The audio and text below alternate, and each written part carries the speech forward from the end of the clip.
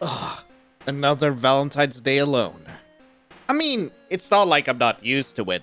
It's the same thing every year.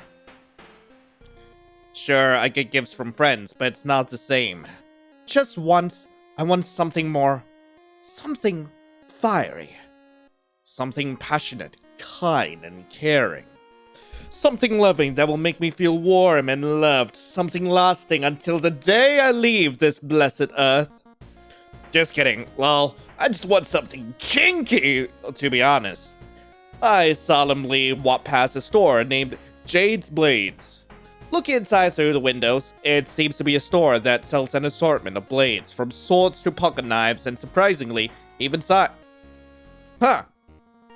While I don't plan to buy anything, what's the harm in dipping inside? The interior— Jade the Killer! The interior of the store is cool, with dark concrete walls. Behind the counter is a pretty woman with dark hair and pale skin. She greets me, and I give her a quick greeting in return before I start observing some of the items in display. The store really has a unique assortment of items. What really catches my eye are a row of daggers. Lovely double-edged things with intricately carved handles. The color of midnight, with a single ruby engraved into the middle. It's really flashy for a knife, but I understand the appeal. Also, could they not have found a different, soundtrack for the game? I mean, there's plenty of websites with, royalty-free music out there. It's really pretty for a knife, isn't it? I whip my head around and see... Purple guy?! And why he purple? I realize I'm staring, and I sputter out a response. Yeah, they are. I was just looking, though. What's your name, sweetheart? My name, it's What happens if I just put Freddy? I'm just gonna be Freddy for this playthrough. Freddy, huh? I like that. Suits a pretty thing like you. Nah, my name is Vincent. You should know it since you'll be screaming it later anyway. Oh my god, hello? I stood there in shock, my lips slightly parted. Did he really just say that? In front of all these people? Damn, I hope they were minding their own business. He chuckles and reaches forward, slipping his fingers underneath my chin. He gently pushes up, closing my mouth for me. Hey, keep that mouth closed. Creeps might start to have weird ideas. I felt my face flush even more. When had it become so red in the first place? Who even was this dude? Turning up out of nowhere, flirting with me so suggestively, even touching me? But as much as I hate to admit it, it's not as if I hated any of it. He was a handsome man. Before I knew it, I'm lost in my own thoughts. Hey, you there? I mean, clearly not. He's an older guy, there's no denying it, but that's not necessarily a bad thing. He seems well put together, if not for his purple skin. I take another look at him. He's glancing at a row of knives, a Cheshire grin on his face. Well put together, though. And honestly, I kinda like him. Yeah, we just met, and he could totally be a serial killer who who kills kids and shoves them into animatronics or something, but hey! He's hot, I'm lonely, it's Valentine today. So, did you really conk out on me, or? Nah, I just want to conk you out! I mean, whatever that means. Oh, no, sorry, actually. Did you want to, go somewhere? Vincent looked surprised. What do you mean, kiddo? I don't know, like a date, I guess? The smile on his face falls for a minute, and he looks at me seriously. Yeah, sure, I'd love to go.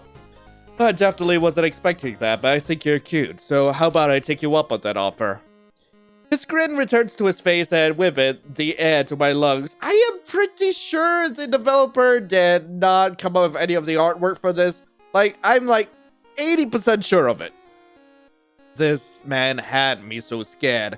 I damn near started praying to Scott God. But for a shitpost, this works. This works. His shoulders slouched a bit lower, and he tilted his head towards me. To tell you the truth, I've got work in about 20 minutes. But who's to say we can't bend the rules a little?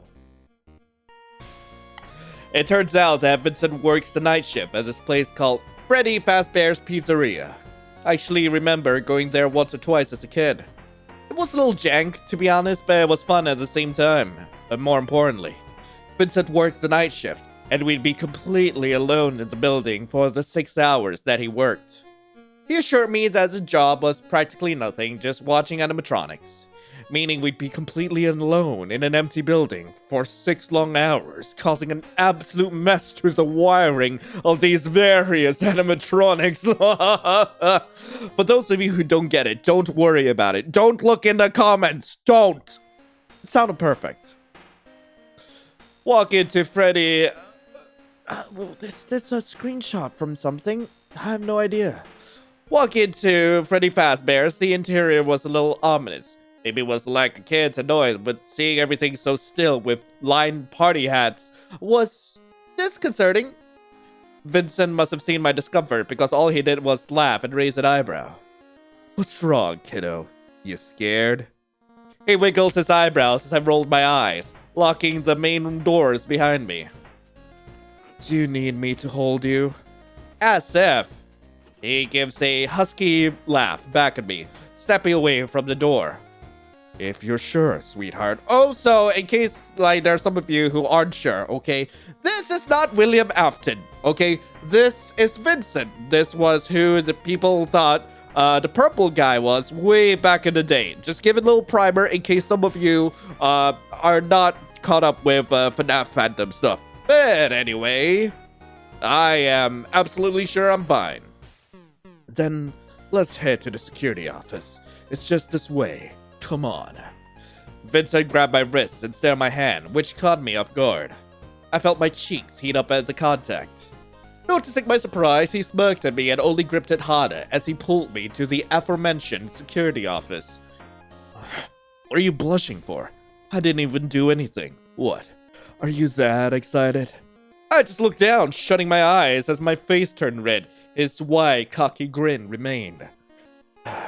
You absolute dork. This man will be my downfall. Walk it. They're just using a screenshot from FNAF 1. Walk into the security office. I realized there wasn't a whole lot of room. If anyone else was here with us, it could be a little cramped. You know, I'm starting to think maybe we didn't die of getting, crammed into, an animatronic suit in FNAF 1.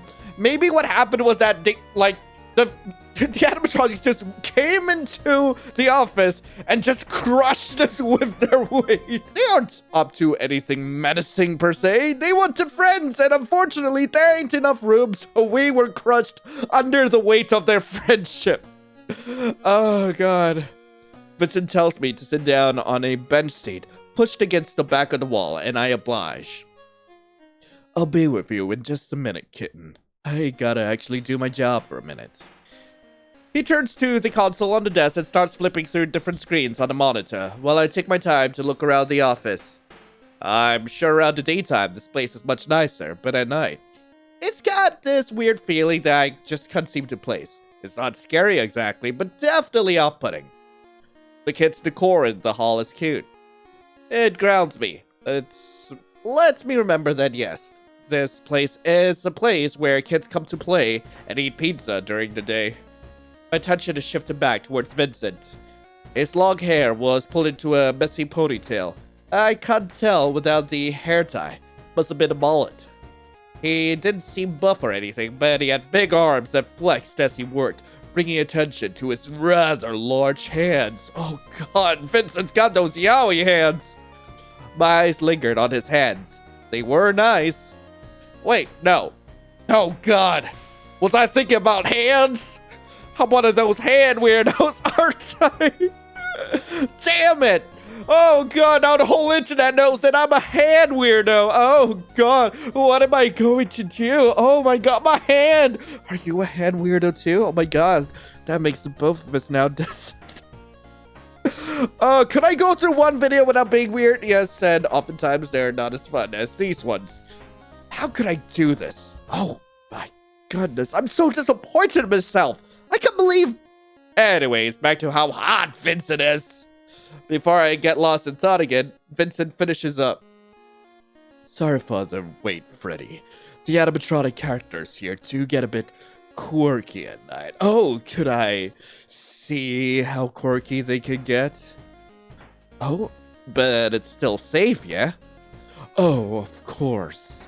He chuckles gravelly, sitting down next to me. Also, like, it's just so funny to think that this isn't me and Vincent, but Freddy and Vincent.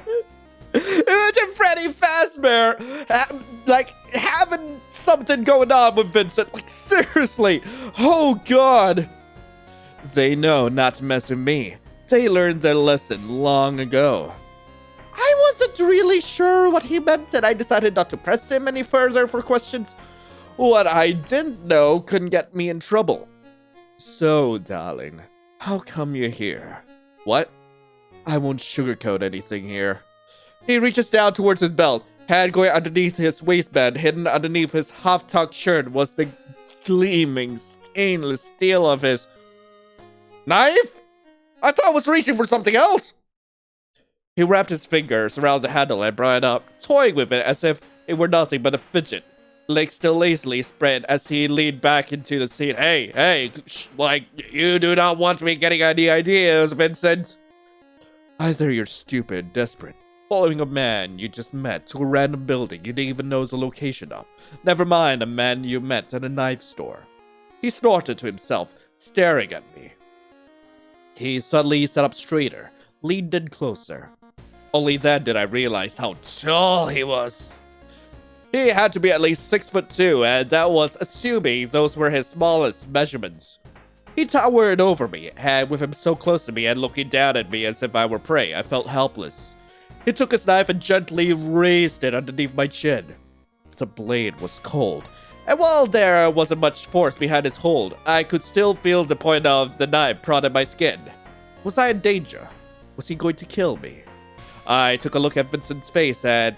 Nah, I wasn't in any real danger. He was teasing me. That's what all this was. Just one big, insane tease.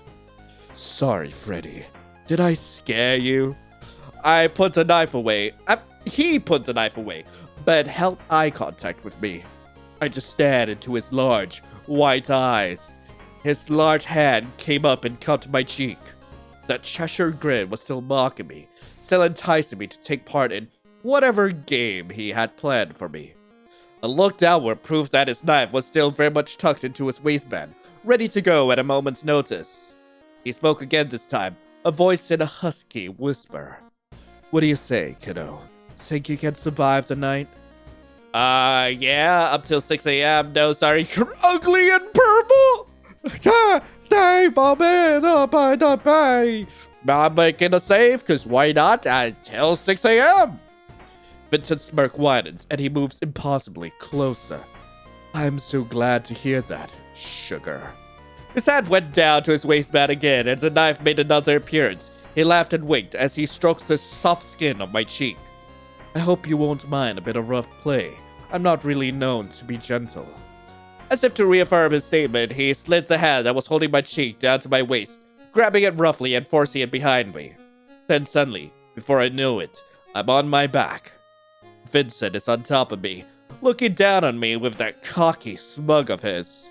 I hope you weren't kidding about lasting till 6 a.m., beautiful. If you were, well, you're in for it now. God damn it. For ending it off like that, I'm just gonna say no. Sorry, you were ugly and purple. No. Well, zip. What happened to Vincent? Guess I'll leave then. The hell? Why are you wearing booty shorts? Vincent grabs his keys, his purse, and his knife before strutting out of the pizzeria, ass bouncing a little as he goes. I hear his heels click down the hall as he leaves. Wait, so you're telling me he's not as tall as we thought? I sat there, covering my eyes. Did I really just almost bonk a man I just met at a knife store? Thank God I dodged that bullet. I opened my phone and asked my friends if they want to have a last-minute Discord movie tonight. They agreed, and I smiled to myself.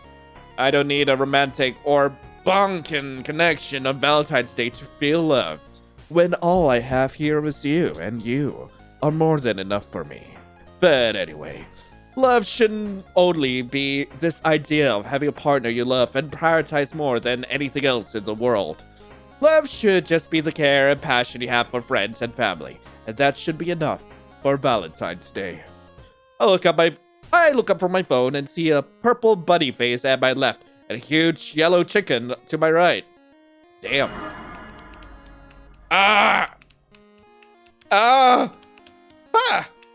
Okay then. So anyway, that was Give Me a Purple Heart. I really hope you guys enjoyed it. If you guys do want to play this for yourselves, link to the game will be in the description below. I think it's pretty obvious that this game is a bit of a shit post, which you know, I don't mind it. I don't mind it. I do like a good dating sim which doesn't take itself seriously. Like, honestly saying, like, yeah, I can appreciate it when something is very well made. Sometimes you do need something a little campy just to like spice up your life. But anyway, thank you all so much for watching. Hope you all have a lovely rest of the day. And as always, I will be seeing you in the next video. This is Lion, signing off. Ciao.